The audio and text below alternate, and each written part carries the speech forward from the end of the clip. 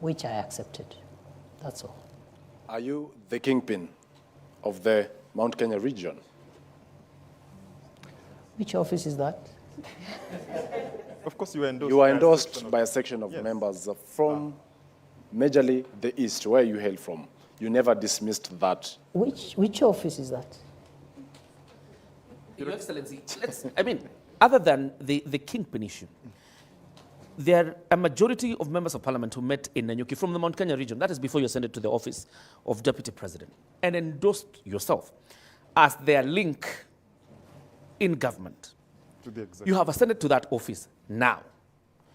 Are you now, have you ceased being their link? Maybe you should ask them. Because I think the members of parliament, because I didn't say it, they said it. So maybe they can say it again if they wish, but to the best of my recollection, those members of parliament had expressed frustrations in getting their constituency development agenda through to government because of the breakdown of relationship they had with the former occupier of this office. And therefore, they asked me whether I could convey their needs to the president. And because I was a member of the cabinet, I saw no problem with that. But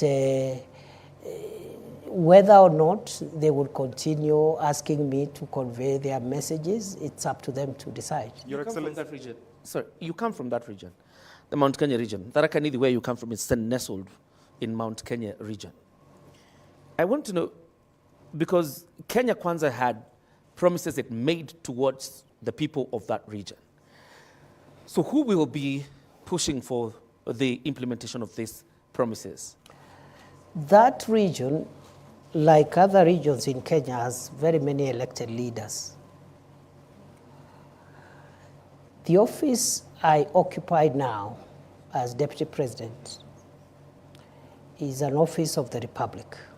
Unlike other leaders, for example, who have a subnational mandate.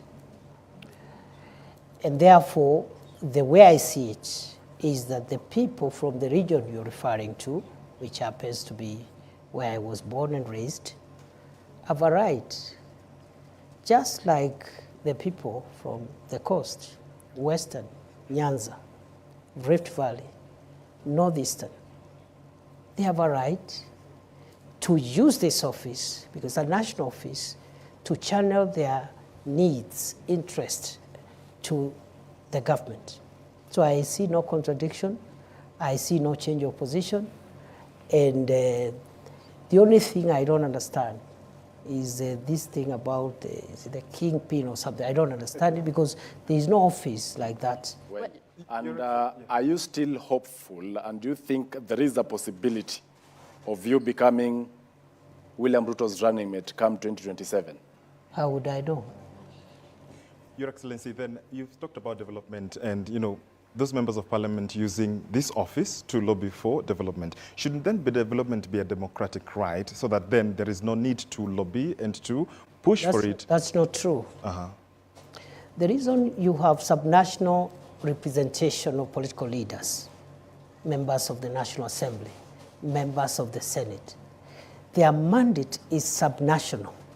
A member of the National Assembly represents the interests, priorities of the constituency where they are elected. Of course, in the context of a broader national perspective, because some of the things that they want them passed are not projects and programs, they are legislative in nature, and you require the parliament as a whole to support you. For example, recently we had a Sugar Act sponsored by a member of parliament from Western Kenya, where sugar is mostly grown. But it required the votes of the member for the members from Northeastern Coast, where there's no sugar, and Central, to pass it. So the point is this: it is not true to say that a member of parliament does not need to articulate the interest of their people, because the